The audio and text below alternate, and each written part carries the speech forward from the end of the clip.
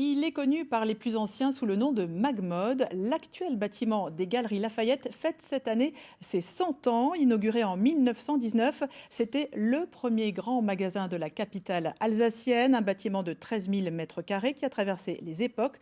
100 ans de petites et de grandes histoires que nous content ce soir Alexandra Bucure et Marie-Christine Lang.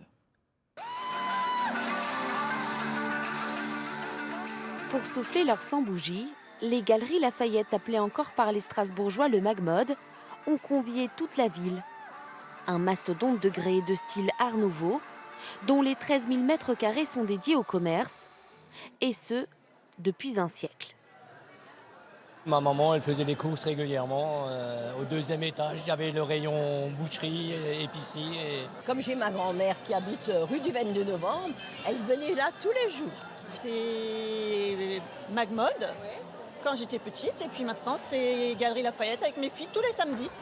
Le premier grand magasin de Strasbourg, tant désiré par le maire de l'époque Rudolf Funder. Nous sommes en 1912, sous l'ère allemande. La ville est en pleine modernisation.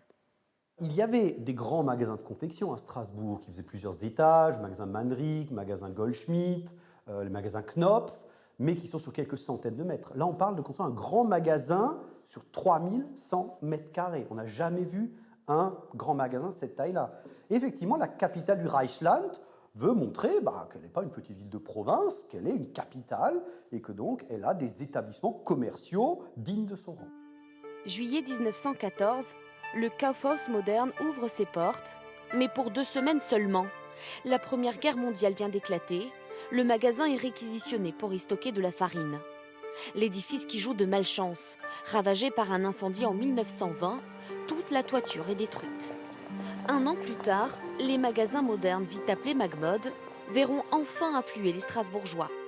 Séduits par un magasin où on trouve de tout sous le même toit, hors norme, à l'image de son portier.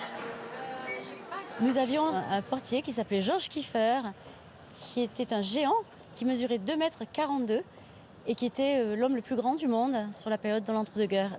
Il ouvrait les portes et les refermait après le passage de chaque client. 2,40 m, ça fait quoi là? À 2,42 m, c'est juste à la limite ici du porche. Donc c'était vraiment un géant. Anecdotes et trésors parsèment le magasin strasbourgeois. Il y a évidemment l'escalier monumental et ses vitraux d'origine, puis la fontaine en marbre aujourd'hui cachée dans l'Institut de beauté. Les élégantes y venaient se reposer après leurs emplettes. Enfin, dans l'antre de l'édifice, de véritables vestiges d'un temps révolu. Et alors qu'ici, vous êtes au sous-sol du magasin et vous êtes dans un lieu très très particulier puisque, vous pouvez le remarquer, nous avons un wagonnet encore d'origine puisqu'en 1912, lors de la construction de ce bâtiment, il y avait encore une chaudière à charbon. En 1940, pour la seconde fois, Magmod va baisser le rideau. Il faudra attendre la libération et l'avènement des 30 Glorieuses pour que le magasin retrouve sa splendeur d'antan. Une période faste pour le commerce. Chaque jour est un spectacle.